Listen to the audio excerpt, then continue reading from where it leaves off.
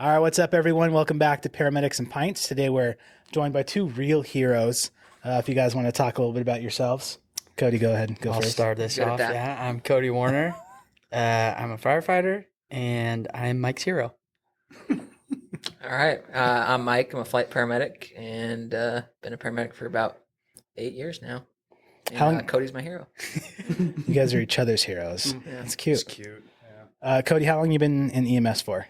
In EMS, I have been probably 5, 6, 7, about going on 8 years now. Okay. So about the same for you guys. Right on. Yeah. Cool. And everybody knows Wade. Yeah. Well, maybe not Almost. everybody, but if you don't know Wade, you'll know Wade soon enough. Yeah, you will. Sorry. Oh, you're welcome. Yeah. So what are you guys drinking today? Because it's Paramedics and Pints. What are we drinking?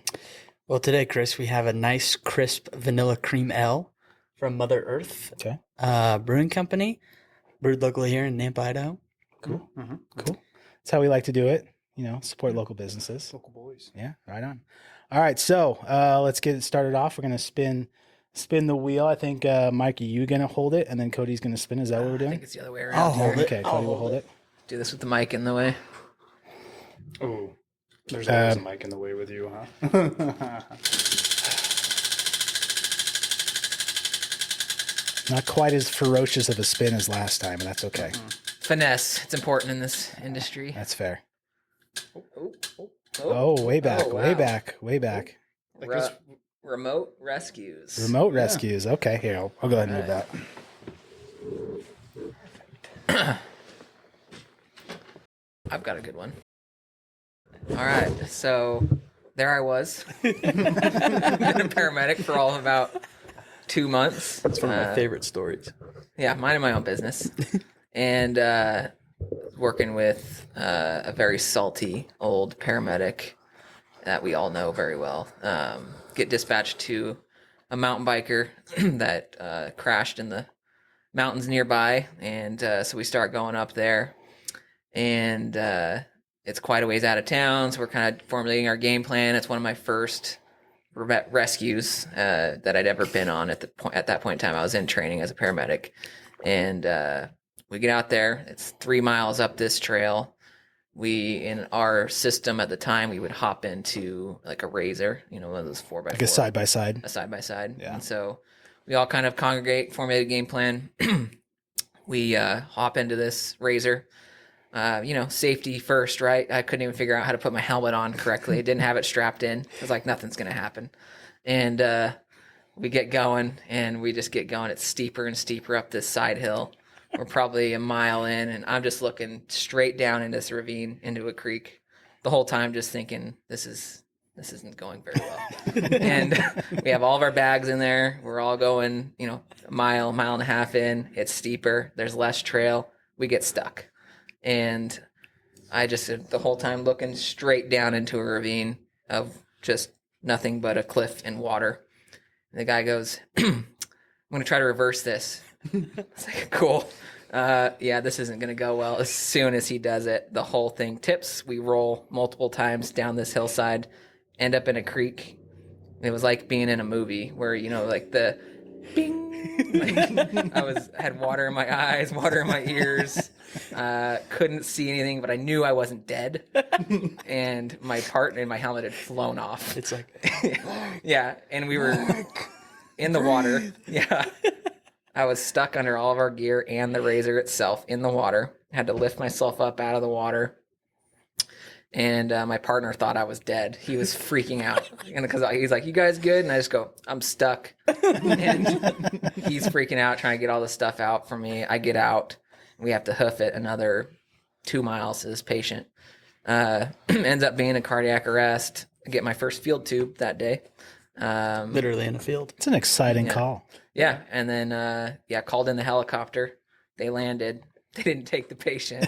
I was like, I want to be a flight paramedic. But yeah, it was a pretty wild call. I had to go home and change because I was just muddy from head to toe. Nobody got hurt. But yeah, it was an interesting first remote rescue experience. You were never Fun. the same after that. I wasn't. It's a good thing you put your helmet on. Yeah. Yeah, I the helmet remember. saved the day. I remember running multiple calls with Mike, doing because we'd always work in the north end or whatnot, and we would go to the hills a lot for people that would hurt themselves. And every time Mike got on the back of that razor, I'd see him take a couple deep breaths and Cross himself a little bit. Mike, you're going to be all right, man. You got this, right? You buckled up? Yeah, I'm like, got your helmet on? I'm like cinching his helmet down. You're going to be okay. But Mike and I obviously worked together a lot. We had a call up in the foothills, like deep into the foothills, miles. And it was in the winter. Ground was like frozen, everything. And we were like, there's no way somebody's out there. But sure enough, there were two studs getting after it and preparing for like a 100-mile race or something, or some ultra marathon. And so they were out there running and got hurt. Well, anyway, they called us, and Mike and I were the ambulance crew that showed up, and the firefighters, they got like dirt bikes and the side-by-sides and whatnot, and they're going out there, and they took us in to a point, and then it just got like super steep and like a super small track. So Mike and I ended up having to like walk all the way up there. We gave this guy some meds, whatnot, put him on the side-by-side, and we're riding back with him. And this thing is just loaded with like 5 dudes. And we're coming down a hill, and this bicyclist, which again, I can't believe people are in the hills in the winter, but whatever. He's walking. Some people are tougher than you. Yeah, maybe. Or, yeah. Anyway, he's riding up the trail, and we're kind of coming down real slow, and he's coming up, and he passes us, barely even looks at us, and goes, "You got a flat tire." And just kept riding. And we were like, what? So we get out, and sure enough, the tire had basically come off of the rim because just it was so bared down with weight, and we were just going so slow. And I think it happened to 2 tires. Probably. So we had to sit there. This poor guy is in so much pain, and they bring up a 4-wheeler. They're like one 4-wheeler, put that guy on the back and head down. And the fire guys were just hanging back with like the side-by-side, try to fix it, do whatever they could. But there was only one ambulance crew there, and it was us. And Mike was the lead medic on that. So we had to fucking run miles on the frozen ground to try to catch up with the 4-wheeler and wait for them to get there. And yeah, it was ridiculous. We're like running with our bags because nothing else could transport it. But yeah, I'll never forget that day. And I'm starting to think anytime we do a remote call, something bad happens, and it's because you're with me. Well, there was another one, and it wasn't anything that bad that happened, but the guy's jersey that he was wearing, do you remember it? Oh, yeah. So we get another one way up in Lucky Peak, I think. I can't remember. This is one where I really had to like rub your shoulders. He like, you're gonna be okay. I think it was one of the first ones since my rollover, and we go, and we both do like the as I'm going down I'm the just trail. watching him go. Because there wasn't enough room to take everybody, so I went in the side-by-side again on a steep trail, side of the mountain. And I'm like, oh God, this is going to fucking happen again.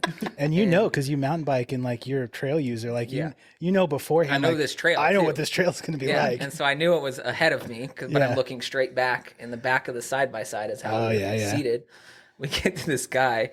We'd spent, 2 or 3 hours probably getting to this guy. Yeah, he was also pretty deep in there. Yeah, he was mostly fine, but his jersey, we get up to him, and he's this ultra mountain biker type, and his jersey just says, "Ride fast, eat ass." And he did that. He lived up to what the shirt was telling him to do. And it was just one of those.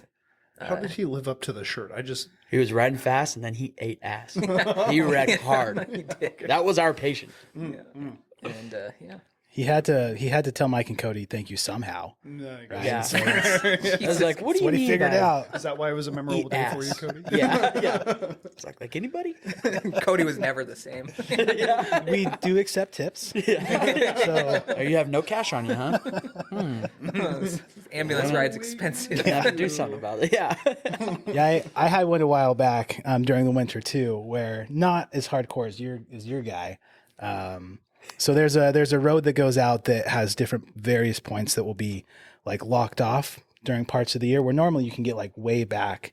But so we drove up to where the first gate was, and even us getting up there was already gnarly with snow and everything. Like the guys on the dirt bikes were really struggling with the dirt bikes in the snow. And we passed, I think, 2 cars that were just like had slid off into kind of the ditch over. Like it was a gnarly day. So we get up to the gate, and the fire guys like go to unlock the gate, and there's a battalion chief there. So he gives the guys the keys, and the guys go over, and they just can't get the gate open. And they're like, oh, it's just frozen. It's cold. The lock is frozen. So he's like, oh, cool. Well, we got snowshoes. or whatever. So they grabbed like a Stokes basket, and the dirt bike had already gone up. The dudes grabbed the Stoke basket, and like the ambulance crew, we're not going to go up. Like, you're going to bring them to us. It's your job. We're just hanging out, right? And reports where the person had gone hiking and was too cold to continue to walk. So that's what we were going up there They for, say right? foothills rescued. That's like 80%. A lot of it, right? But so, we're there waiting a little while, and it's already kind of later in the day, and like sun's starting to go down. And so as we're kind of sitting there, finally, battalion chief walks over to the gate with the keys, and they just didn't know how to open the gate, apparently, because 30 seconds he got the gate open, right? So their unit's just sitting there. They could have taken it up. So we're sitting there. They make contact with the patient, and they're like, "Patient's not hurt. Just says they're too cold to walk. They can't walk, and we're trying to figure out how to get them out of here." And like, it's starting to get dark, and they're like 2 or 3 miles past the gate. So we ended up calling a helicopter because it was kind of all we had to get him out before it was dark. So the helicopter landed, and we were kind of using that as like, "No, you need to move, or a helicopter's going to come get you." And he was fine with the helicopter. Helicopter landed, picked him up, flew him to the hospital that by like, as a crow flies, is like 5 miles, maybe, right? Dropped him off. And when we went to the hospital later, we went and be like, "Hey, what happened with that guy?" Like, yeah, he walked in with the crew, and then he immediately AMA'd and left. So, Cool. Right. Like a $20,000 bill because he was too cold to walk 2 miles back to the trucks at the gate. It's like 25, 30 people that he called it's out not to help him. inconveniencing at all, though. Yeah. No. I don't awesome. like, as far as my remote stuff goes, like nothing. Like, I've got a couple, bike crashes, and one like we lifted out, I was stroking. But one story that I don't know if I'd call it a remote thing, but it was in the back of a motorcycle track, the one on the base of the hill there, and it felt pretty remote as we were driving up. I was with it was pretty new. Like, this was like my early my early EMS days, and I was with a pretty seasoned medic, and we get into the gator. And like the side by side, and they said the patient's in the back of the track. He wrecked his dirt bike. He was racing. It's like, cool. So we get in, and as I'm in the passenger seat, she's driving. I'm like, there's not a lot of patient room here, but we'll figure it out. I'm still pretty new. And then we get there, and fire's already there. They have the kid on the backboard. And I turned, I'm like, "Hey, how are we?" And as I said that, I see her driving away. I was like, "Oh, I know what's happening." And so from that point on, me and 4 other guys had to hoof up and down the stairs of the back of this course with this poor kid who I think he was a concussed neck injury, but he was fine. But it was one of those, like, I realized trying to talk like a human after carrying a human over stairs. It's just one of those, like, "Okay, now I'm gonna talk to you real quick," like having to figure it out. So you learn a lot of lessons, even if it's not remote. Remote feels kind of situational. Yeah, I feel like it's funny too. Probably a lot of people listening to this are like, "You're 5 miles from the hospital, and it's a remote rescue." So I guess there's some perspective because we work in a pretty major metro area. A lot of hills around us, though. I don't think there are. We got some topography. Yeah. That's a good word. Good. Yeah. I just thought of that. Can you use it in a sentence other than that? Can you spell it? T. Sorry. Let's just move on. Sorry. And that is who has your dream job, ladies and gentlemen. O he can do it, P you can. T O P. Yeah, keep going. Yeah, you know me. Yeah, you You're know. not helping the stereotype very much. OPP. I remember. So speaking of like what's remote, what's not remote, but we had in our district, we would go up to the mountain, the ski resort, and that was like it's in the winter, 35, 40-minute drive. Yeah. Up there, and we were some going to a wreck. Tin roof tacos. Yeah, after eating that, another local spot that we'd love to enjoy some tacos at. Who also really supports Yes. first responders and uniform half off. So we love Tin Roof. Yeah, Oh, yeah. thank you, Tin Roof. Love Shout some out to Tin tacos. Roof.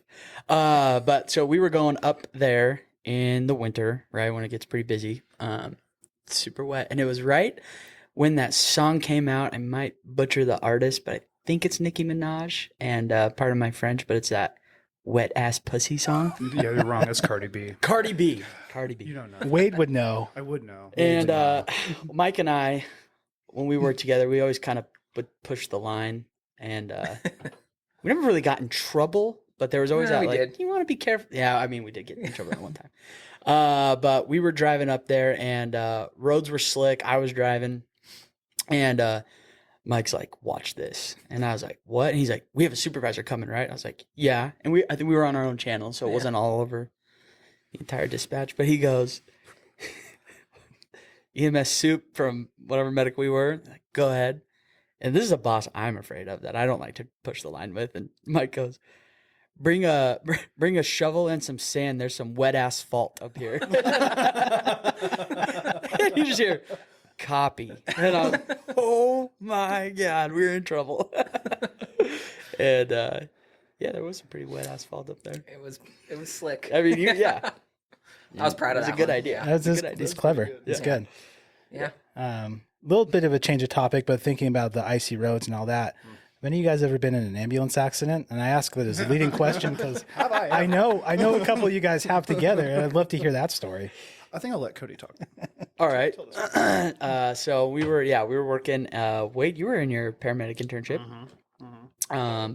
I was his trainee's partner quite a bit, and so we were all at the same station. And I want to say we were getting close to the end of shift. Yeah, because we were working it's like a 10 to 10 or something. It was Yeah. like 9 p.m. Yeah, or maybe it was a little earlier than that because traffic was so We heavy. had to make some stops after. Yeah. So anyway, we get dispatched to a wreck on the freeway, and initially we thought the wreck was eastbound, but it ended up being westbound. So when we got on the freeway, we were going in the opposite direction of what the wreck was at. So we had to go probably another 3 miles to get off the freeway, basically get back on the freeway, and then traffic was insane because we passed the wreck on our way. Which we were cutting that like median. Everybody's right? on there that like, very- where are they going? Yeah. And so, yeah, I looked to my left and our partner, who I don't think he even realized how bad his mouth was, but things are recorded. And he's like, there's the fucking wreck. It's right fucking there. We got to fucking go all the way down there to fucking make a fucking U-turn. And Wade's sitting in the back, just like happy student. Like we get a call, like hopefully it's a good one. He's got stuff to check off on his internship. So we're going down. And then, I was like, I'm a pretty good driver. I'm a pretty heads up EMT. I know that there's a fucking road break up here in the old divider. Big brain I was like, this activities. is genius. I was like, Ryland's going to be so stoked. There's topography up ahead. There's a bunch I was like, watch out for topography, right? But for the record, I am a policy man. I had my fucking lights on, siren on, and I used my blinker. Seatbelt. So, seatbelt definitely on, which will come into play later. Pretty good. So, pulling off into the shoulder. Okay, everybody's getting over, but there's a divide in the barriers that will now put me on the westbound freeway. So I was like, oh, right here. It literally says emergency vehicles only. I was like, hey, that's us. That's a me. That's a me. Yeah, lights on and everything. So pull over into the shoulder, make my turn, and of course going westbound, there's a shit ton of traffic, so I can't just plow into these cars, so I'm waiting. And the back of our ambulance is what, 3 feet? Yeah, it 2 was feet? not hanging out by a whole lot. Into the shoulder, not even on the freeway, Yeah. the shoulder. And as I start to go, we just hear metal crunching and we kind of shake. To me, it was kind of hard. Wade was a different experience, but I looked at Ryan, my partner, and I was like, and he was like, did you hit the barrier? I was like, I don't think so. Like, there's no way. And as I look in the left rear view mirror, I see the back of our ambulance is just torn. And then I hear Wade from the back go, I'm okay. And I was like, we just got hit. Oh my gosh. So like put it in park. What was the verbiage that was used by our partner though? What happened to us? We just got fucking asshole. Yeah, that's right. And he spun up. Oh, he's fired up. Immediately, he's like, oh, my neck. I was trying to get out of work already. I was like, I just don't know if Wade's alive. You didn't care. That's why I had to tell you I was alive. The worst phrase a paramedic can hear. My neck hurts. My neck, yeah. So, partner's obviously spun up. He's like getting on the radio, like, we need another rig. We need another ambulance to the wreck and send us a supervisor. And I'm then, on shift at St. Al's listening to all this. yeah, okay. So, yeah, you're going to tell us from the other side. But apparently, everybody thought somebody died. One of us was dead because it was so loud on the freeway, yada, yada, yada. But we never got back on the radio to let them know what had happened. But anyway, I got out. Other people were trying to get a hold of them. yeah, people were trying to radio us. I didn't hear. I didn't have one, so I missed all of that. Yeah. I was talking to the guy that hit us, and basically a bunch of cars stopped behind us because we were turning, and he didn't brake in time. And so he swerved into the shoulder to not hit the cars in front of him and then just smoked us. But then troopers came to do their thing. And this cop was female and intimidating. Like her hat, you Cody know how is some scared of one, troopers, and we should preface they'll that. wear their hat like this. Yeah. You know, so Just you looking at can't even see their eyebrows, and they're just like, she had these beady eyes that looked right into my soul. She goes, "Were you driving?" I was like, "Yes." Yeah, I was. She's like, "What were you doing?" I was like, I was going to that call. There's a wreck right there. There's a wreck right there. She was like, "Okay, why were you stopped in the middle of the freeway?" I was like, "Well, technically it wasn't stopped. I was just on the brake because I'm trying to go to this call." No. She was like, "I'm going to need you to write something." And I was like, "Perfect. Yes, ma'am." I'm like shaking as I'm writing out the statement. And another supervisor, our supervisor showed up, who I don't think is a big fan of me. I don't know why. Especially after this. Probably 'cause he incident. knows He's you. not a big fan of me, yeah. And You're a frequent flyer for him. yeah. And so anyway, this officer goes and interrogates the other guy, whatnot, and comes back. I write my statement, whatever, and so she's there, and my supervisor's like, "So are my guys getting cited?" And she's like, "Nope, they were doing everything right. You guys are good to go." And he's like, "All right." And policy is if you get in a wreck, you have to take a drug test, which I'm fine. I don't do that. I don't do that stuff. Never touch the stuff, actually. So he tells the officer, he goes, "Yeah, my guy's got to go do a UA." And Wade immediately goes, "Not me. I'm a student. I don't have to do that, do I? I'm just a student." And I was like, I need a I kind of lawyer. want you to now. Yeah. What are you trying to hide? Yeah. And so yeah, he's like, "Yeah, guys got to go do some UAs," and she's like, "Ah," and I looked at her and I was like, in my head, I was like, "Don't do this. Don't say it, Cody. It's not the right time." But I couldn't stop myself in time, so I looked at her. I said, "Yeah, I'll give you $100 right now for a cup of your urine." And my partner's face, Rylan, he kind of looked at me like. And then my supervisor was instantly red and was like, and then I looked at her and she was just like still stone faced with her eyes like staring into my soul. And I was like, fuck. And then she laughed. It was a loud 3 seconds of silence. Yeah. And then she laughed. She was like, and I was like, "Yeah, I'm just kidding. It was just a joke. Yeah, I'm glad you laughed." And we got out of there. And then I still just kept pushing it. We got back and the guy shows up to do the UA test and he's like, "All right, got to do a breathalyzer too." And I was like, "Would this track like if I just drank like an hour ago?" And our like deputy chief was there and my supervisor was like, "Please stop." And I was like, "Yeah, I'm on a roll now. You can't stop me when I'm on a roll." And yeah. So anyway, a couple days later, and I was still, I don't know, probably a year and a half into working there, so technically newer. And a couple days later, I get a call from a number I've never seen before. I'm driving home from shift, and I answer it. Like, "Hey, is this Cody?" I was like, "Yep, it's Cody." "Hey, this is Officer Mayflower." And I was like, "Oh yeah, how's it going, sir?" He's like, "Hey, I'm good. Hey, I heard there was a wreck the other night with like an ambulance, and I was told you might have been in the ambulance." I was like, "Yeah, that was me, sir." He's like, "Well, how's everybody doing?" I was like, "Oh, good. I'm good. I think my partner has some neck pain. I think he's just trying to get out of work. The student was all right. He's wearing a seatbelt, even though he flew like 10 feet Still in his haven't seen the seatbelt." Yeah. Oh, you haven't seen the footage? No, still footage the is same. pretty funny. But anyway, he's like, "Okay, cool. Yeah. Hey, I had a female officer come into my office, and she was pretty upset about something that was said on scene." And I was like, "Oh no!"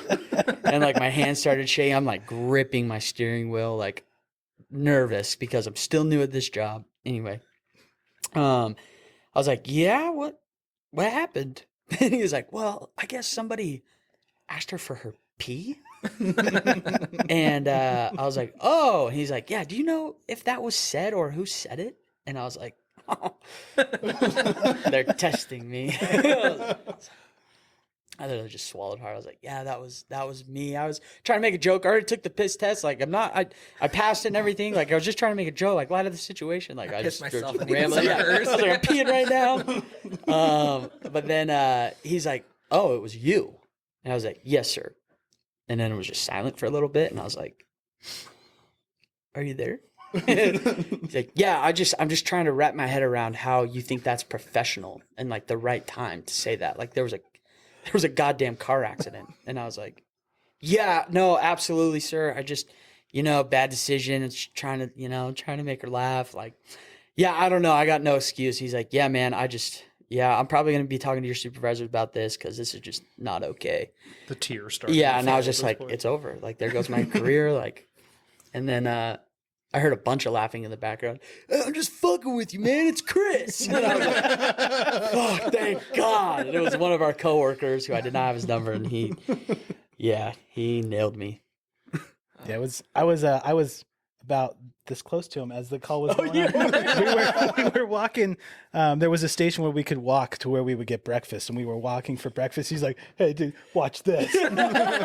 Pulls out his phone, and he was so good. Nailed it. He's the type that like, you're going to be a politician, just the way his mannerisms. So he was so professional on the phone, and I could hear you.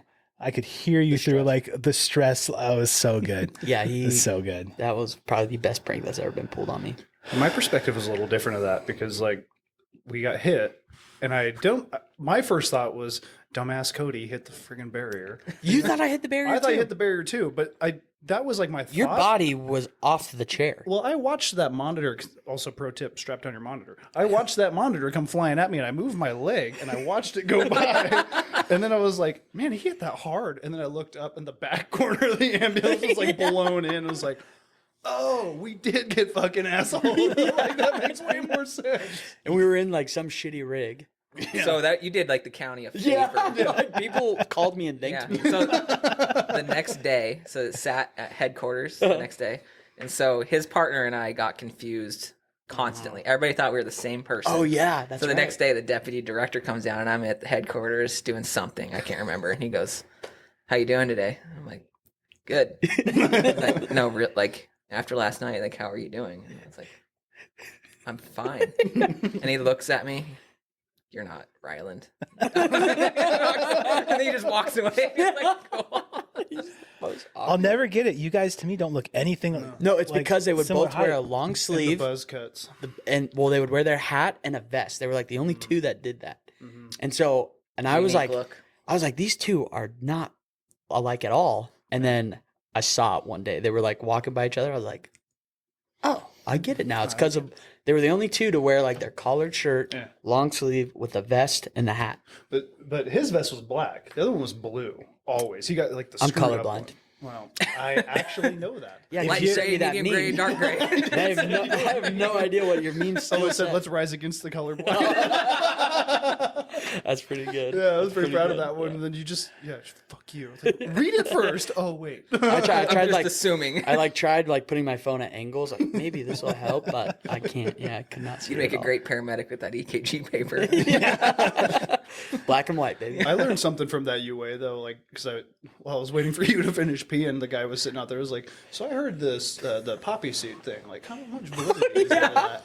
And he's like, oh, none. I was like, well, like none, because everyone talks about it. It's like, okay, there is truth, but you need to eat 13 cups of raw poppy seeds to pop positive. It's like, so I know a lot of liars and a lot of drug addicts off the top Yeah, of he my said head. you'd have to have like 12 packs of poppy seed Yeah, a muffins from like ton. Costco. Yeah.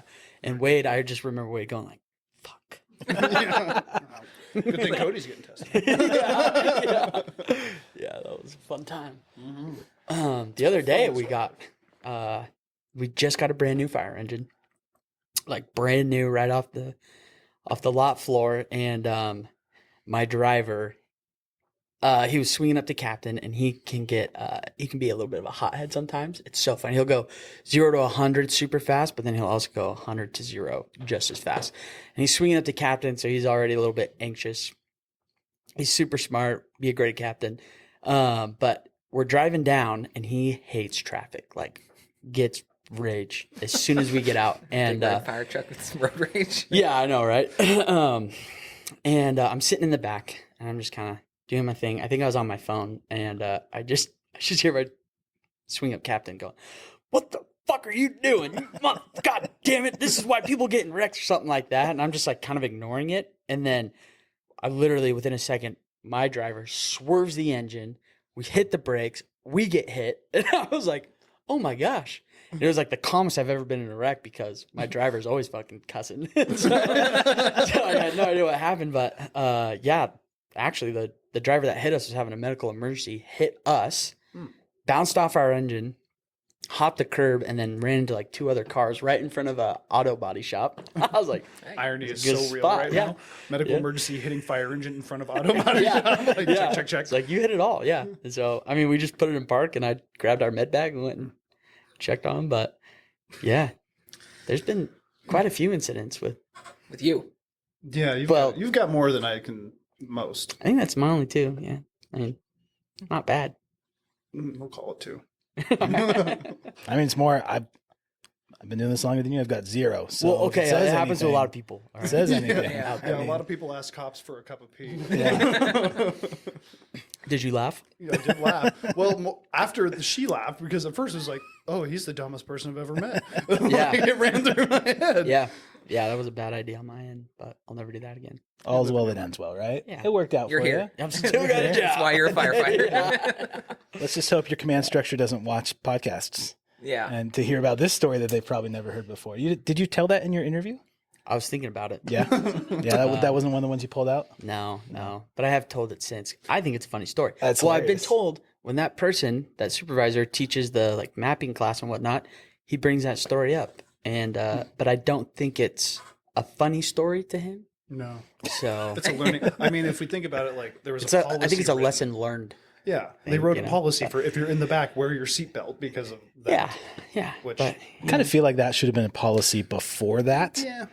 You know? It should have been. Yeah, but it's pretty well known. Like my internship, that was like my first day of internship. That was one of the few things. My internship was like I showed up, I did the job, right? Like there was not a lot of like whatever. Like my preceptor had students all the time. It was like you cleared school, you better know what you're doing. Get in there and run calls. Mm-hmm. But his first thing, like if I catch you in the back without your seatbelt on, like we're gonna have words. Like that was a big because he'd gotten in a rollover before.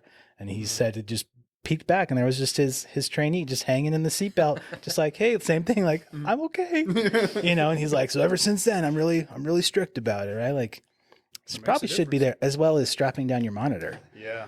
Yeah. I learned It's, a lot about that. those are like really good 30 idea. pounds. That's a missile back Yeah. there. Oh, yeah. And like I was an intern. That would have ended my career before it even started.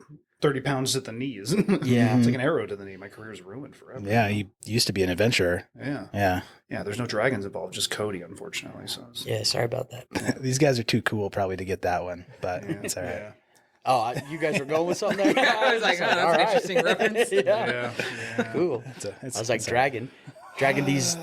Yeah. Dragging the what, Cody? Mike was gonna finish it. Remember how we'd always do that? I'd start it, you'd finish it. Is that how that Did you goes? already forget about it? That's generally how it goes. You'd start things, I have to finish it for you. Yeah. For the most part. Yeah. So like flying, have you had like much kind of cool scene calls, remote stuff that you've dealt with? I mean, that's the whole kind of point of having a helicopter in a lot of these areas. Yes, true. So a lot of what we do is super rural, whether it's from a small clinic in the middle of nowhere or it's a scene call in the middle of the mountains. It's pretty common for that kind of thing. We generally don't get involved as much in like the getting them out of the places, but we'll land at, a ski resort. We'll land on some sort of highway or some road or the nearest school with like a big open field. And they'll generally bring patients to us. Sometimes we have to get an ambulance and go from there. But yeah, I mean, it's pretty common that we will take patients out of, places I've never heard of for sure, and then take them to an hour-long flight, and that's a 3 or 4 hour long drive to the hospital. So, yeah, pretty common that we're in there with a volunteer firefighter that shows up. They've had the patient for 2.5 hours, and their heart rate's like 20. They're like, yep, yeah, it didn't look good on the screen. Like, cool, we'll take it from here. But yeah, so it's very common that we go into some super rural places a lot more often than I did on the ground for sure. And like, I mean, the stuff that we got into with rescues and whatnot, it's remote in a way that you still can look off the mountain and see the hospital, but it's going to take a lot of effort to get there. Whereas we just kind of lift and go. And so, we're definitely in remote places pretty regularly. It makes sense that you don't pull them out though, because like with the calls that I've flown people out, we definitely do, and we'll definitely, but for the most part, they want to land us, get us the patient as quickly as possible, and then we get out of there. There's search and rescue and professional teams that are kind of all around the country, and so they'll handle that aspect of it, and then we'll be the ones that they bring the patient to for the most part. Gotcha. Yeah. Were you the ones that had that rope on that patient? No, That was in all. Arizona. I think that was a looked fire-based Spin round and helicopter. round. Yeah. And she was just going Yeah. about 100 miles an hour. That was Yeah. that was you? Something with one of the firefighters screwed up one of those knots the Doubt wrong it. way. Doubt it. It was like one of those gate locks they couldn't get open, they're like, huh. Yeah. Because What were I you going think to say, Wade? I got nothing. Yeah. He's diverting. so. I mean, correct me if I'm wrong, but I'm pretty sure most search and rescues volunteer. I think there's Yes. one professional search and rescue team in the entire U.S., and that's like the Tetons area or something, right? So there's like a Teton area one. There's another one in Montana. They do a That's bunch of private professional? stuff. They're professional. They have really nice helicopters. The hoists that you'll see. Most anywhere else doesn't do hoist rescue. National Guard will. I was up in the mountains this summer, and we were sitting by a lake by ourselves, my wife and I, and all of a sudden, helicopter flies in. They drop someone off a hoist. They go rescue a person, lift them up, and go. It was the National Guard. So the National Guard will do that kind of stuff as well. But for the most part, most medevac helicopters, there's a couple in the entire nation that will do hoist operations. I'm curious. I know California Highway Patrol has their own helicopter. I wonder if they hoist. So Maryland State Troopers do Starflight in Austin, Texas. That's cool.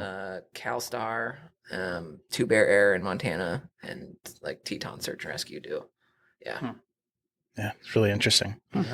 That's a cool. I don't work for any of those companies, and my opinions are not of my employer. Yeah, I think Sabrina and I have talked about. We have to put something at the beginning of all the little Disclaimers. those disclaimers Yeah. about those things. These are our own opinions and not the opinions of anybody else. Yeah. Yeah, so Yeah, I still wait for Good the day input, to Cody. fly into Cody, securing my landing zone. that's cool. Fuck that landing zone up. Like that was the worst. I'd be There like, were this is wires gonna be classic. everywhere. Yeah. Like, he Watch doesn't see this. he doesn't see the pole. He doesn't see the pole. Come on. I mean, even like it was 10 plus years working in the field before I actually like loaded a helicopter, and I was like a kid in a candy shop. It was like the flight medic walked over and he's like, "I need you and I need you," and I was like, "Me?" Like, because I don't have any.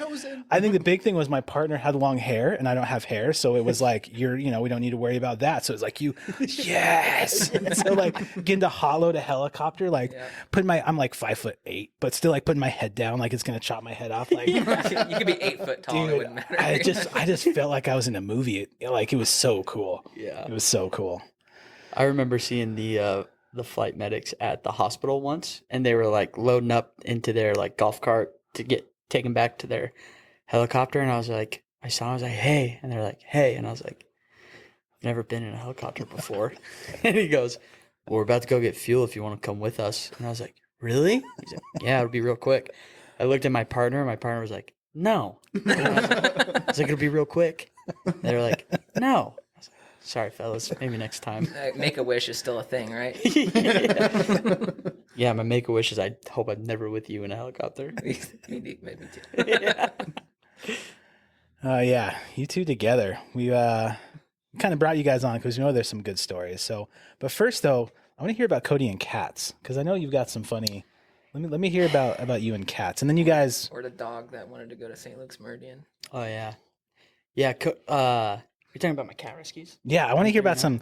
I mean, remote rescues to cat rescues. I want to hear about some Cody cat And it's technically rescues. remote, right? Not like easy to get to. So, yeah. We need a ladder. Same thing. Yeah, I was a probationary firefighter, and we were at the station, and somebody called the station. We didn't get dispatched. They were like, "Hey, I don't know if you guys actually do this or this is a rumor, but we have a cat stuck in a tree. And I was like, oh, it's game day. Hero time. I was like, it is time to Get go, the right? cameras out. Let's Yeah. go, boys. Yeah. And I like looked at my captain. he's like, KTVB? Hey, can you take us here? yeah. Look at my captain. I was like, there's a cat stuck in a tree. And he was on board. He's like, buddy, let's go get it. And I was like, yeah. So we go and it was pretty high up in the tree. We had to get a ladder out and whatnot. And my captain was like, yeah, just make sure you wear a helmet. I was like, perfect. I had no other gear on, just my helmet and some gloves to grab the cat. And it was at like a vet office. And somebody just dropped off their cat. They're like, I can't handle the cat anymore. The cat's like 10 years old. And the cat like jumped out the box, up the tree, and hadn't came down for like an hour and a half. And then I did hear somebody on my crew go, I've never seen a dead cat in a tree before. And I was like, oh, all right. I was like, hey, this is my time to shine. Like, I'm going to go get this cat. But you didn't think about it being dead, did you? No, it was alive. Yeah, it was alive. So, like, raise the ladder up. I get up there, and this cat was way bigger. It's a mountain lion. Within a foot. Yeah. No, well, it was just a normal house cat, but it was big. And it is hissing just. And I was like, I don't like cats at all. There's one cat I like in my life. It's my girlfriend's cat. That cat is very sweet. But other than that, I hate all cats. And I get up there and this thing is just like ready to attack. And I was like, oh no.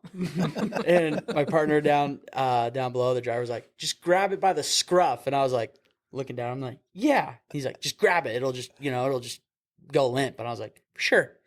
And I'm like literally shaking, like actually shaking at this cat. They terrify me. Face is just ready to be attacked. And I was like, and it starts hissing, and I was like this, and I was like, all right, I'm gonna go up one more rung. I like step up, and now I'm like face to face with this cat, and it is just ready to attack. And I make it look like I'm about to grab it, and I just push it. I thought I was gonna get attacked, and this thing just goes branch, ground, gone. Took off across the street into like a business park, and I like looked down at the girls that called us. I was like, well, it's down. They're like, thanks. And I was like, yep. And so anyway, fast forward, I was on a ladder truck, and on our ladder truck, we don't have a bucket. That's why it's a ladder. And we get called to a cat rescue. And my captain was like, what? Why are they bringing the ladder truck, right? So it ends up this cat is like, it's in an apartment complex. Apartments are 3 stories tall, and this cat is in a tree that's taller than that. So we don't have any ladders that can get to it. And we've been doing this drill forever. We call a hot dog on a stick. And so since there's no bucket on there, we're supposed to set the ladder and climb to it. Well, he wanted to do this thing to where we could be faster. We'd put a firefighter on the end of the ladder. If it's like a second story or a 2-story building, that way we don't have to climb. If it's too steep and whatnot. So we would put the firefighter on the ladder with a saw and basically just raise him into the roof. That way he can cut a hole. And we'd been practicing it that day. And he was like, actually, this is a pretty good time for hot dog on a stick. And I was like, score. And so we show up and we're looking at it. We're like, totally, we can get to it. We can do hot dog on a stick. And like everybody in the apartment complex for some reason had the day off of work. Everybody's out. Everybody's recording. And I am in full gear. I have my SCBA mask on. I don't have my pack on. Helmet on. Structure gloves. Structure jacket. And I walk around, never worked with this crew before, and they're like, what are you doing? And I was like, I'm not getting scratched. That's what I'm doing. A hero. That's what I'm doing. Yeah, I am not getting scratched one bit. And so, I get on there, and we're like raising me in, and this cat, it's like a very thin tree. There's no leaves on it. There's hardly any branches. It's like middle of winter, and this cat just wants to jump. And I was like, okay, just jump into me, baby. There's no bucket, so there's like nothing below me. I'm literally on my knees on a rung holding on. And I was like, I got to grab this cat and I cannot let go. So I get up there. One of my buddies who was in my academy is down below. And he doesn't really get sarcasm. You know what I'm saying there? And I'm looking down and he's like, and I go, and like as a joke, I'm like, kind of through my mask. I'm like, take my picture. Like as a joke, right? Yeah. And he goes, I don't have my phone. And I was like, hey, shut up. No, it's just a joke. It's between me and you. Anyway, I get up there and this cat, and I'm like, all right, baby, here's the go. And I like grab it, and it's just on the tree. And I was like, come on. I was like, I'm going to grab it. It's going to wiggle. I'm going to drop it. I just got it, and it just like latched onto me, and I've never squeezed something tighter in my life. And then just like the entire apartment complex just, yeah. And I was like, This is what I do. What I do. problem. Yeah, I was shaking. I get down to the bottom, and like I haven't done a lot of ladder work, and I told the tillerman, I was like, "This is the greatest day of my life," and he was like, "Yeah." And I was like, "All right, cool."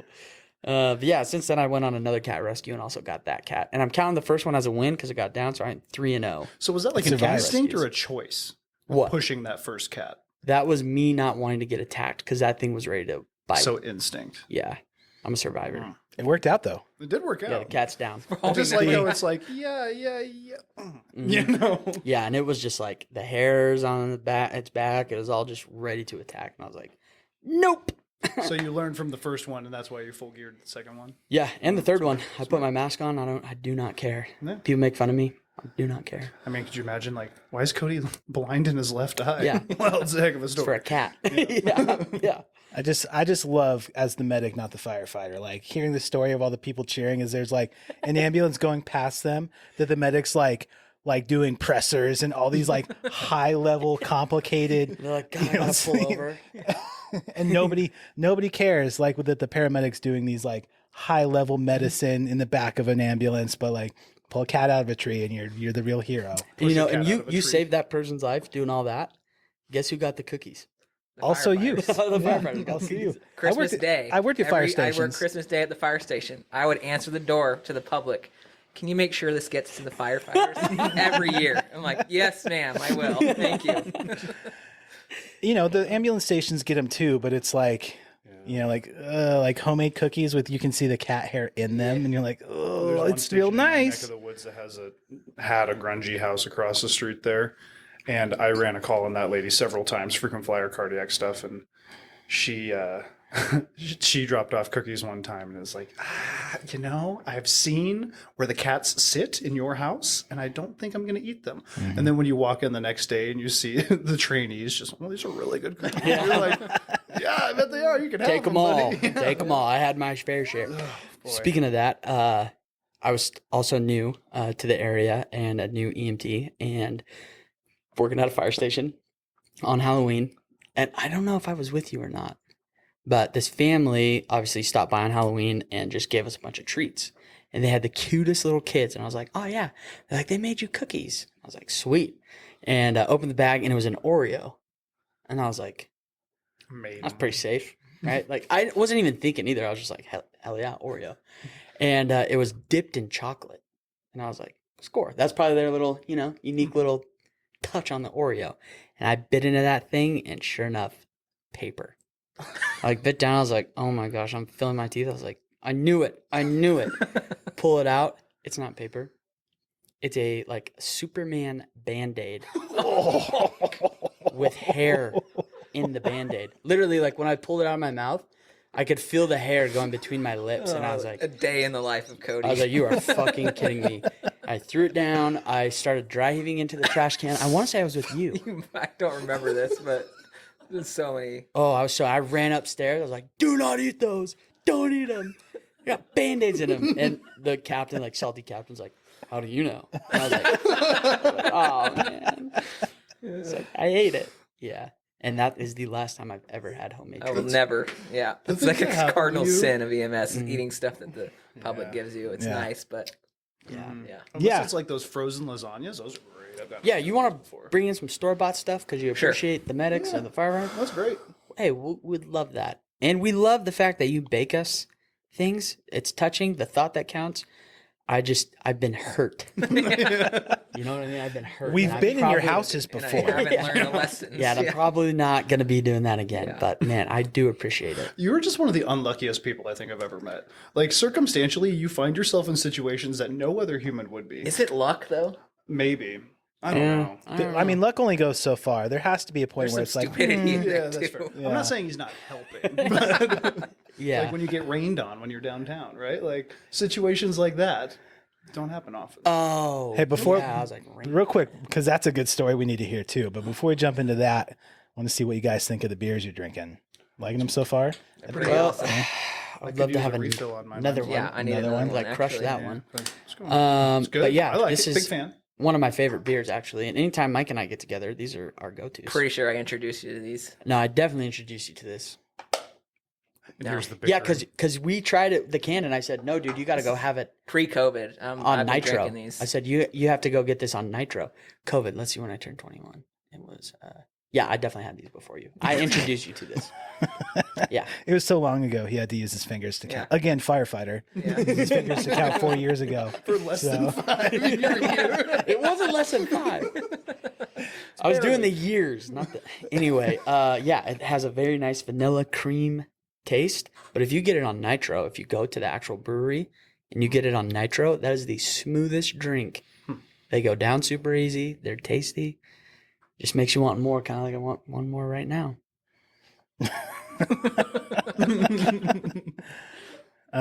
Nice. Yeah. So let's hear about the rain story. Yeah. Raining on Working Cody downtown. downtown. That's a theme. You and I downtown. I don't think this one was us. No, it but wasn't us. Should have been you. But yeah, I was working with a partner I usually don't work with, but he's the nicest guy ever. And I will say, I was a little heavier then, and it was this like restaurant that was on the second story, and it was after the Christmas bar crawl or whatever. So people start at like 11 o'clock and just get plastered by 2 o'clock. So we go there around like dinner time, and I'm just walking around the corner past all these nice people having their dinner at this cool fancy restaurant, and I just hear,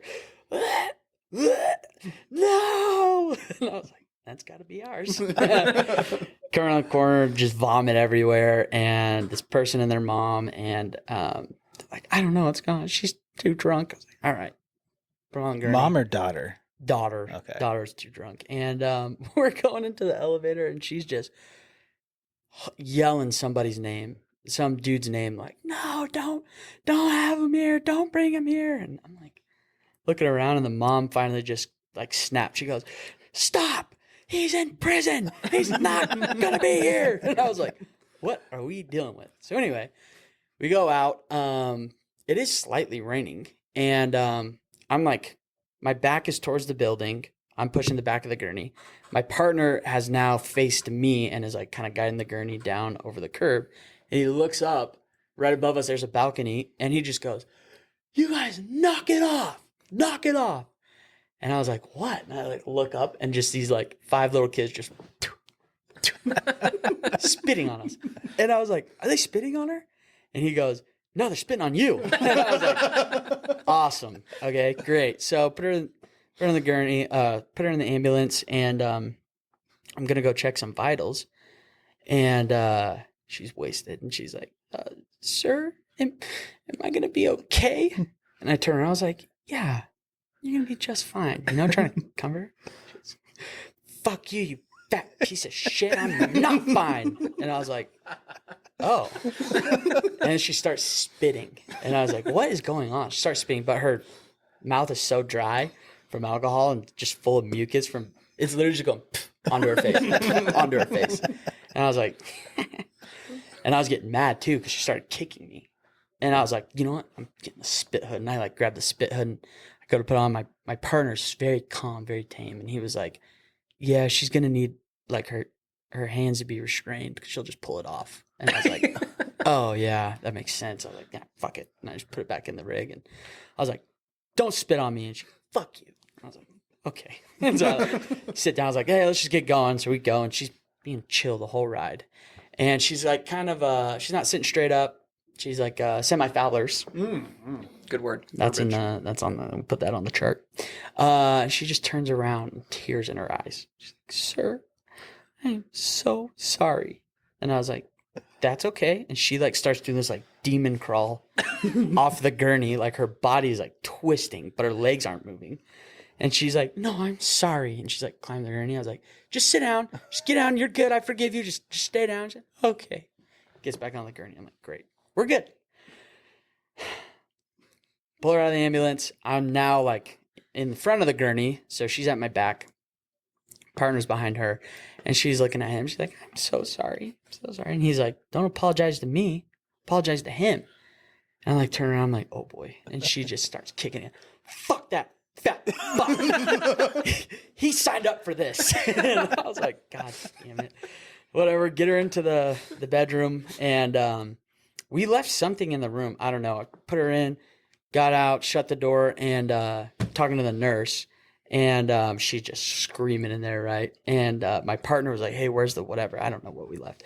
And I was like, oh, man, it's in there. It might have been our tablet. He opens the door and he like goes to walk across the bottom of the bed. And she goes from like dead zombie to so smooth, grabbing her pillow and up onto her knees onto the end of the bed and smacked my partner with the pillow. And he just ducked and jumped out and we shut the door. We were like, what? That girl is a zombie. Like something is going on with her. And yeah, so anyway, fast forward, we clean the gurney. I'm like quiet because I'm just mad. Like I've been kicked, called fat. Get in the ambulance. I'm sitting in the front. I'm like, open up the tablet to do my chart, and I can just feel my partner like looking at me. I'm like, look at him. He goes, Cody, you're not fat. And I was like, Let's go get thanks. some tin roof. Yeah, I was like, just go get those tacos, man. Yeah. And yeah, that was a great time. That's been one of my favorite stories since the day you told that to me. Yeah, I wish. Yeah, from beginning to end. Just, he's in prison. He signed up for this. That's my favorite part. Fuck this fat fuck. He signed up for this. Yeah. But just spitting. Spitting was the trend of that call for you. Yeah, literally. I've never been spit on before. These like 5 little kids over a balcony try spitting on me. And then this girl was like, I have an idea. Maybe she got the idea from the little kids. She's like, hey, probably. that looks fun. Yeah. Let's try that. Seems receptive to this idea. Yeah. Just have that one of those faces, both of us, one of those faces for verbal abuse. Yeah. Yeah, we really do. How about you guys? You guys have any difficult patient stories? Anything like that? It's going to be hard to top that. God. Oh, But yeah. It's Yeah. at the top. I mean, like, I guess you told it last. yeah, I mean, we do have the emotional cardio version call that we did run. So, yeah, should I tell it again from the other why not? Yeah. So we were dispatched to, I think it was PD assist. Right? Yeah. Like PD assist, it was me and Zen, and then he had a trainee with him at the time. Who got verbally abused Yes, he every day of his internship told- with me every day. We had a call like this. It's because you and him, the Yeah. faces are not great. Is he young? Yeah. Okay. I think I know who you're talking about. Young, tall redhead. Could be anybody. And so it's my call. I'm with the trainee, and I'm like, go get involved. And he's just big, scared eyes. I'm like, So okay. there's a little backstory. The shift before, we had a very combative patient tell this young paramedic trying to do his job that he was not strong enough to be in this ambulance and he needed to leave. And he did.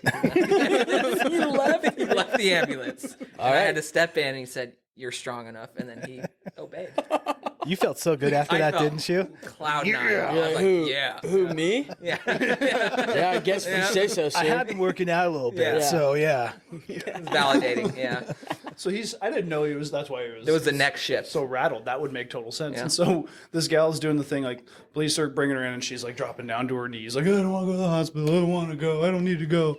And so we get her onto the gurney, and she at this point started to get combative. We restrain her, and she's like, I'm going to start spitting, and she's threatening. And so the cops were like, I'm going to put a spit hood on her. And it was like, give me a second. Let me talk to her first. And so I was like, listen, if you're going to spit at us, we're going to put this hood on you. She's like, well, I can't breathe if that happens. And she starts getting spun up again, to which Mike did the perfect thing that Mike always does when he was working with me as a medic. He sneaks around with a sedative in the shoulder, a little shove to the shoulder, disappears into the darkness. It's like, well, I appreciate that, but now Signature. she's mad. Mike gave you one of these. And so we get her in the back, and the trainee's in the back. And as we close the door, and she didn't put the hood on, right? She had compliant. She's like, I won't spit. And I was like, okay, I'm trusting you. To which I gave the trainee the assignment of like, if she spits, you're standing there with this hood and you're going straight down, right? And so we get her in the back and close the door. So me and Mike are on the outside, and then we hear just inside, like, he's raping me, he's assaulting me, all these crazy allegations. And we look down the side, and the trainee had his hands out the door. I was like, no, I'm not. I'm so not a raper. Yeah, no. And so I get in there, and I'm like, ma'am, and she's just screaming profanity. And then I finally lost my cool. First and only one of 2 patients that I actually lost my cool and yelled at. And I was like, ma'am, we're trying to fucking help you. You need to calm down. And then she had the audacity to turn to me and be like, chill out, dude. Whoa, like, that moment's You like, need to calm down. and so after the call, I was talking to the trainee. I was like, going through like, okay, these are the things. And I was like, so what you learn? He's like, yell at all of my psych patients. I was like, that's the takeaway from this call. But she was tough, man. Sometimes you got to use your big boy voice on It them. takes a lot to get some, like you and I were pretty relaxed, Yeah. right? And it just takes a lot to get that level. I was so shocked when you yelled at her. I couldn't. I was walking through the side door and you did that, and I think I was like, "Bro, chill out." Everybody chill.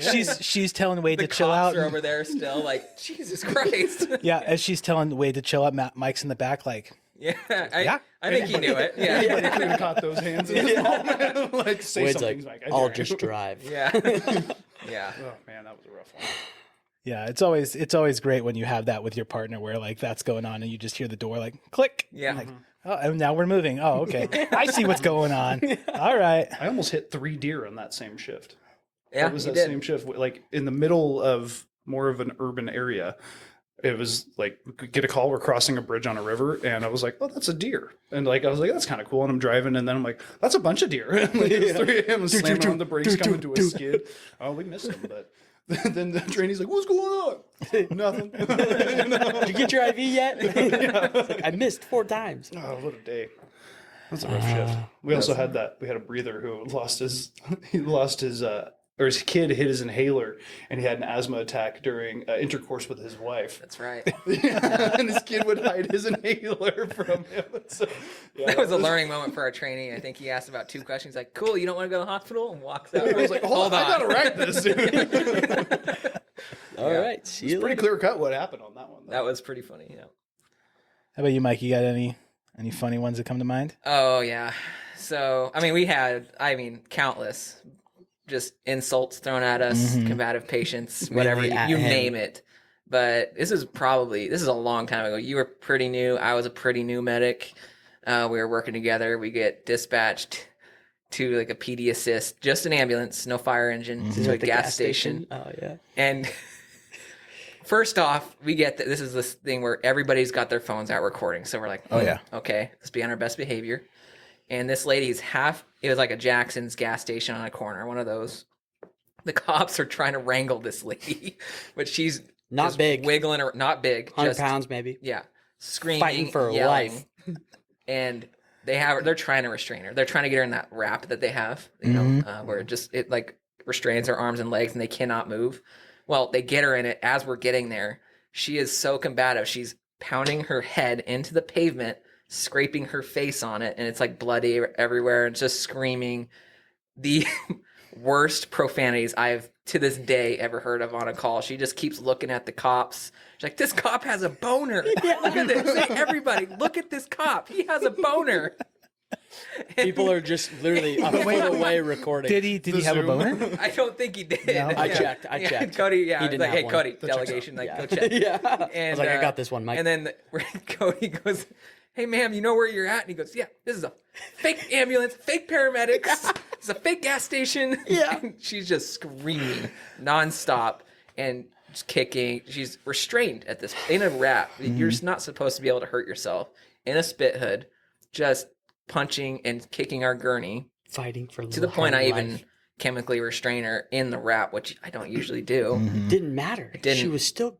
No, it did not matter. And she is screaming, yelling. A cop got in the back with us who knew her and like had known her for like 15 years. And he was just like, what Yeah, the he's like, fuck? isn't your name Like, no, so and so? Had on like a known her, personal level. Personally Yeah. knew Okay. her. And she was like, yeah. And then he just, We went to school I together. mean, just, I won't even say some of the other stuff she was Oh, saying. I'll say something. Okay. We put her on the gurney, remember? And like one thing we always say is like, all right, we're gonna put you in the ambulance. And so I told her, I was like, all right, we're putting you in the ambulance. She goes, oh yeah, why don't you put your fingers in me? I was like, oh my. And I mean, there's like 4 people around the back of the ambulance just recording this. I would love to have a video of this. This is Yeah. 6 years ago at this point, but But honestly, she got to the point where like saying things that like, I was I wanted blushing. to And I cry. don't blush. why would you even Yeah. think of that? Like Yeah. stuff I won't even repeat. No, it was, Yeah, it was it was- bad. And then the whole time, so we're in the back of this ambulance fighting this lady, and Taylor Swift is on really loud in the front of the ambulance. That's right. And it's like, you need to calm down. You're being too loud. And so Cody gets up to drive because I took the call and just cranks it. And yeah, it was just the perfect song to kind of go with that moment. I was told with like psych patients, or if they're having like an episode, if you play music, it could actually calm them down.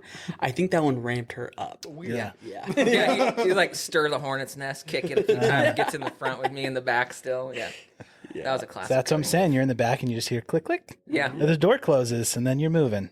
Yeah. It's great. Very true. Do you know one? It was a gal. She was on something. She'd blown out pupils, hallucinating the whole nine.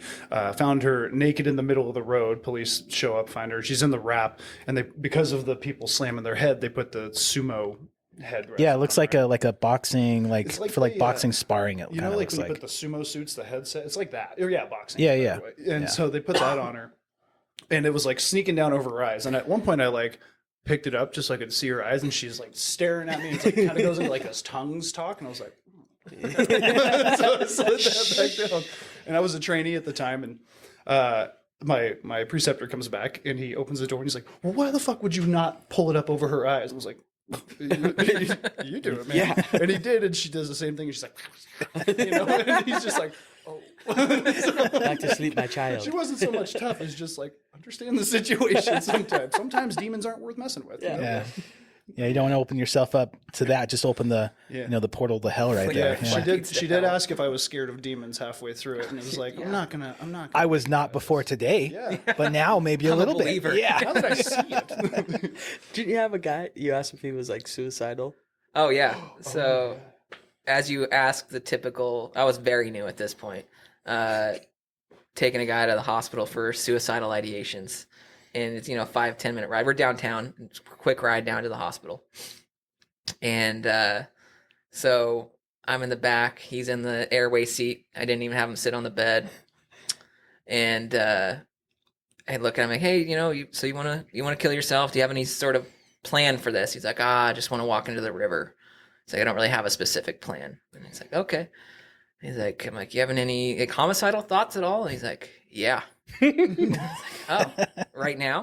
He's like, yeah. I was like, okay. Go 3. Let's go back to the suicidal thoughts. And so we had this conversation about his suicidal thoughts, which go is back not to a funny you. thing to joke about, but like it was, just He just definitely looks at you and goes, redirecting it was like sizing him up, like, okay, let's see if I can take this guy. And What was that? You had another story that you told me once. The ticking guy.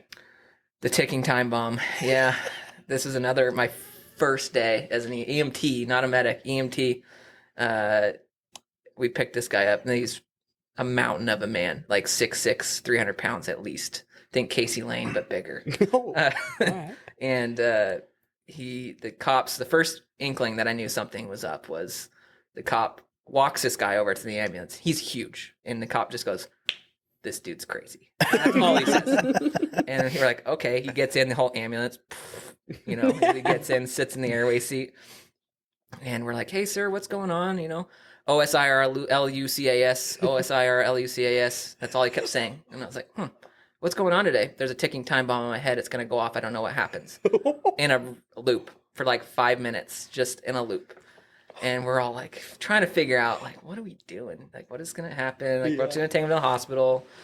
And I don't remember exactly what happened, but the cop, there's 2 cops, and then my, it was a lieutenant at the time who'd been a paramedic for a long time, and then myself. And the guy just, at the top of his lungs, lets out like this blood-curdling scream and starts pulling his hair out and then rolling around on the floor. The cops bailed. Like, they got out of the ambulance. And then it was the FTO at the time, paramedic. He has like Haldol in his hands. Mm-hmm. He breaks it, but you can see his hands. It broke all over the bed. And I'm sitting back there like, oh my God, what do we do? And then this guy just goes limp in the front of the ambulance, in between the bed, like the Bermuda Triangle of the airway seat and the bed. Next to the trash and then can. Just prone, like not moving at all. And all of us are like, yeah, like a stick, like kicking him. And so he made us lift his ass up. He's well over 300 pounds. Lift him and put him on the bed. Didn't move for the entire rest of the transport, the FTO, he goes, "You good?" I guess. Yeah, sure. Didn't take a set of vitals on him. Did nothing. Got him to the hospital nearby. The nurse was not impressed. She was kind of like, "You guys didn't get any vitals on him? Did you get a blood sugar? Man, this is the goddamn And Hulk. we're like, you have no idea what we just witnessed. And after the call, my partner just goes, "Honestly, I was just thinking of my kids, and I was sitting you in the back with them." I was like, cool. I have a lot more to lose, his exact words. So yeah, it was that was my first day as an EMT.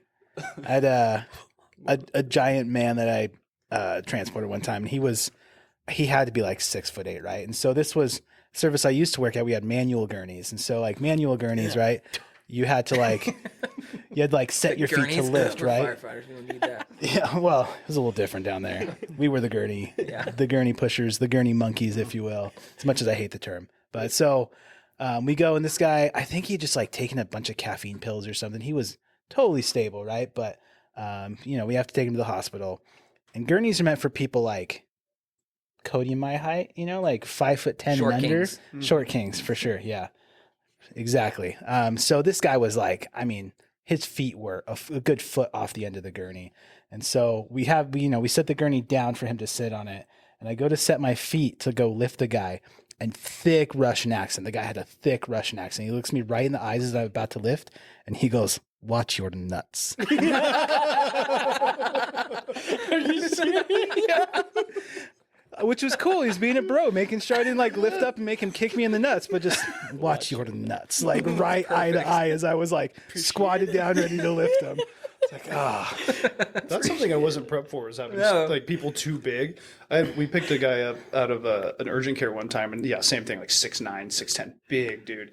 And I'm like, "All right, man, you got to bend your knees so I can close the doors." Some BLS call, my partner's taking it, and he's like, "Fuck you." It's like, I can't. And so finally it got to the point where I'm just like kind of pushing on him, and I watched his head kind of start sliding down on the gurney as I closed the door. It wasn't a slam, it was a push and then seal, Yeah, it's not one size fits all. The equipment, it's for the average size person, and if you're that big, it's not gonna work. Yeah, no one ever tells you about that. Never ready for it. Things you learn in the field. Yeah. Yeah. Time bombs are real in people's heads. Yeah. So was it just the time bomb went off in their head? Do you think that's what it was? And that's That why was they our freaked out. hypothesis, but I have no idea. Yeah. I was so shook. Like, You didn't read Yeah. the time bomb chapter in medical? yeah, that I skipped that part in the EMT book. You were sick. You're sick that day of Idaho lecture. Medical Academy did not. Yeah, You're sitting there, you're like, so BSI.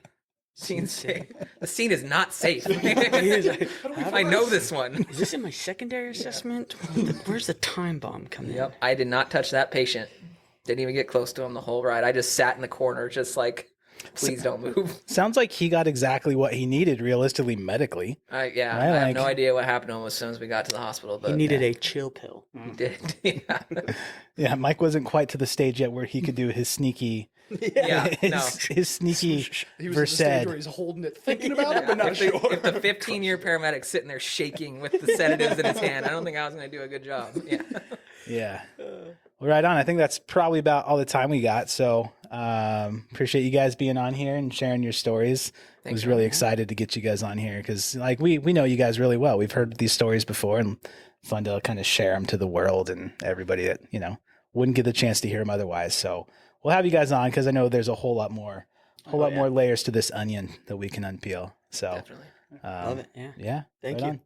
Thanks guys for everybody. Hit subscribe, like, share it to everybody. If you think there's somebody who might enjoy kind of some stories from the field, we will check you guys on the next one.